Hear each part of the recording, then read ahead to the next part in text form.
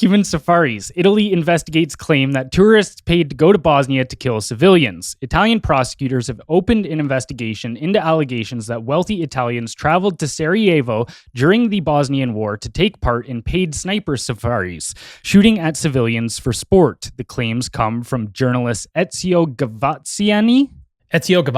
Perfect. Glad I had an Italian here. Who submitted a detailed dossier including testimony from a Bosnian intelligence officer and the city's former mayor. According to the officer, these visitors targeted men, women, and children with set prices for each. He says Italian intelligence shut the trips down within months, but Gavazzini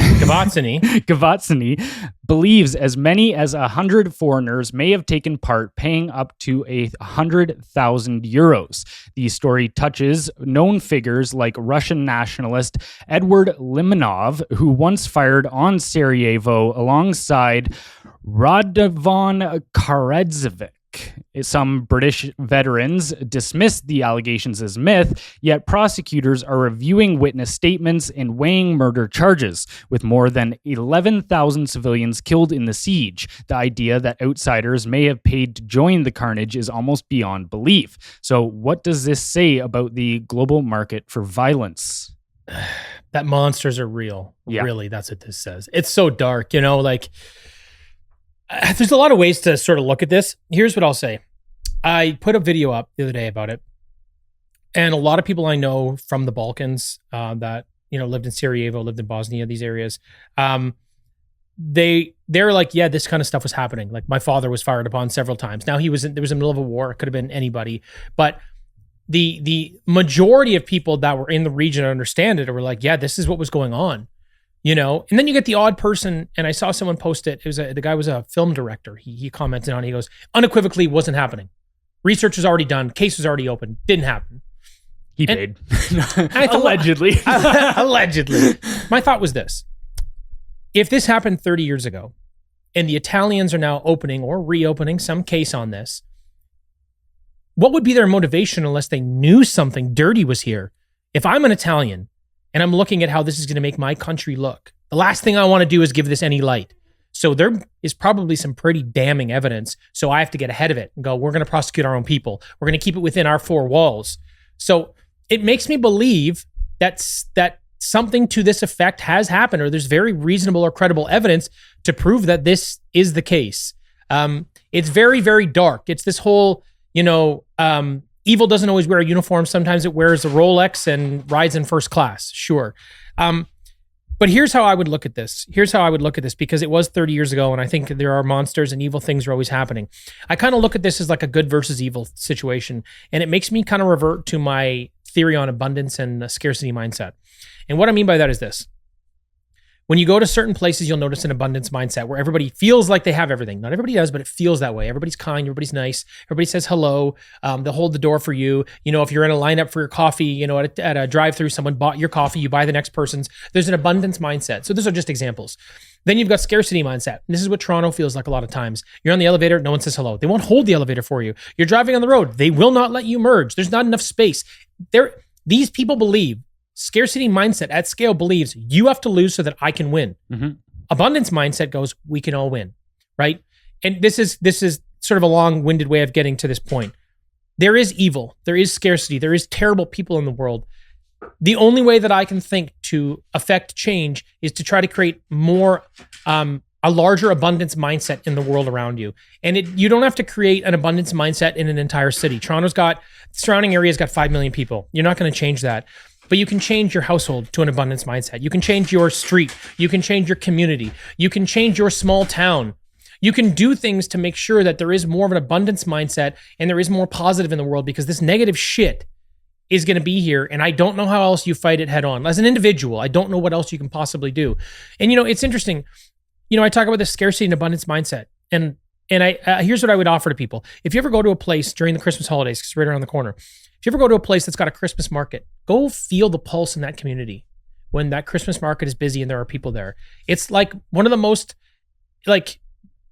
significant abundance mindsets you can be in is when you're in a place like that. You can have a bad day and not participate. That's on you. I don't care. But at scale, That's what happens in that community. Now, you could go back there in 6 months and it may not feel that way. So it's like there are these events. One reason I'm saying this is there are these events that create an abundance mindset. And the thing with abundance and the thing with good is it's a scale game. The more people you say hello to, the more people you are decent to, the more people they will do the same. You will create a knock-on effect, a cascading effect of goodness around the world. And I just think there's so much negative, and this was such a reminder just how full of evil this world can be. So I guess my message is try to put more good in the world. For sure. And I think too, like breaking down what that evil actually looks like. I know I've talked about these terms on the podcast before, but like really should drill them home so that people can identify them in the real world, when it comes to the psychological aspects of evil. When you break it down, it falls into 4 parts, which is narcissism, sadism, Machiavellianism, and psychopathy. And I think evil is in like its worst form is when you have all 4 of those to a great degree. So like breaking them down, narcissism is a grandiose sense of self, meaning that you get to declare who you are, how you should be seen, and anybody that disagrees with that gets destroyed. Then there's sadism, which means you take positive delight in the suffering of others. And then you've got psychopathy, which is short-term personal benefit at the cost of medium and long-term stability, both for yourself and others. And then Machiavellianism, which is the ability to use language in order to deceive, as well as believing that the ends justify the means. And so I think that's exactly what you see. And I mean, this falls perfectly into the idea of sadism, like just being like, oh yeah, I'm getting off on the idea of going off and attacking actual like human beings and paying, like, man, yeah. When you hear too, like, it's not just, like people making a conscious decision to be like, I would like to shoot a child. Like that to me is just like, we should maybe hunt these people down. We should start our own safari of finding the people that have done this sort of thing. But I think it goes to show that a lot of people like to believe that humans are rational beings and we're logical and this is like, that's our natural state. I don't think it is at all. I definitely more and more, I mean, if you can read things like this and not believe there's more of like a spiritual aspect to them, I mean, I can't wrap my head around any logical conclusion as to why this would happen other than just like pure evil in a spiritual sense does exist. But I think it goes to show like this too, like bridges into all of this stuff. Like, Epstein gets the whole Epstein scandal and saga gets a lot of spotlight, and not to say that it doesn't deserve to, but I think that is like just one of many examples like this. And I think this stuff is far more common than we like to believe.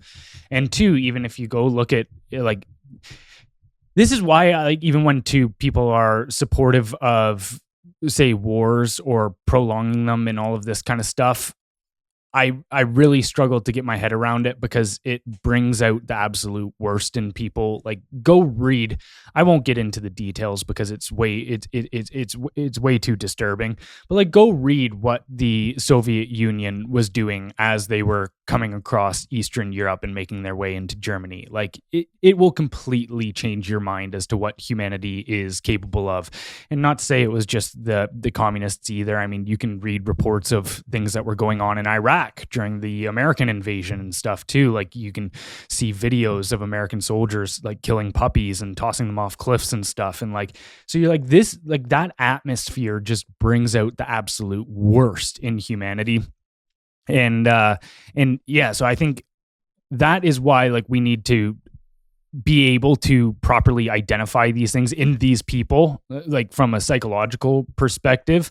But the last thing that I would touch on as well is I completely agree with you, is the best thing that anybody can do is try to bring out the best in the people around them, and be that positive influence. Because, this is a completely different topic, but you've probably seen it with health and fitness in the sense where if you focus on health and fitness a lot, you'll start to realize you don't even have to proselytize your friends and try to convert them and make them, and discuss the benefits of being healthy and all of this kind of stuff. But them just seeing you do the thing will inspire them to do the same. And so it's the exact same when it comes to what you were talking about in your communities and stuff, is just how you treat people. It's monkey see, monkey do behavior at the end of the day. And yeah, so I mean, I don't know, what we can do on a large scale when it comes to like criminal investigations and stuff. But I also don't think that what we can do in just our personal lives is minute and doesn't make a difference either. Yeah, I mean, the reality is the world's full of evil. You look at all those wars. I say this all the time. War is the ultimate failure of man. It's what it is. And I think that's when you see the darkest and nastiest stuff happen. It's just like you talk about a scarcity mindset. That's just like, you should die. Like, that's literally the worst part of it. A zero-sum game, yeah. Yeah. No, I very much agree. We're very much on the same page there. Yeah, that's about it. What a dark note to leave everybody on. Go do some good in the world. There you go. There you go.